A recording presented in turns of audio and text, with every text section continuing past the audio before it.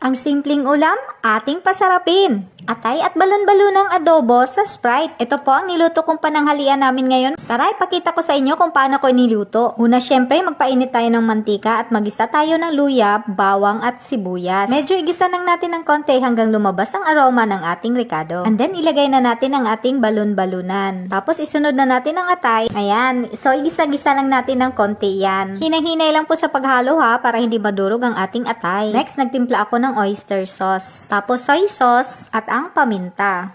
Tapos, sige, halo ulit. Ito yata ang nagpapasarap sa ulam na ito, yung paghahalo. At kapag nakontento ka ng maghalo, ayan, buhusan na natin ng sabaw na Sprite. Opo, dahil yan po ang nagpapasarap sa ating adobo ngayon. Kapag napakuluan na po natin siya, tatanggalin natin ngayon ang atay. Yes po, para hindi siya ma-overcook dahil ang papakuluan natin ngayon ay yung balon-balunan. And then, isinunod ko palang tanggalin yung mga luya. Wala lang, bet ko lang natanggalin ang luya. Kapag natanggal ang atay, ayan, titimplahan natin siya ng Knorr chicken cubes. O, tapos halo ulit.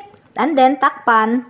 Tapos, buksan. Kaya natin binuksan kasi titestingin natin yan kung malambot na ba yung gizzard natin or yung balon-balunan. O, diba? Nakikita natin na talagang malambot na siya. At sauce pa lang, masarap na ulam na. Ngayon, ibabalik na natin yung atay na tinanggal natin kanina. Kasi lumambot naman ang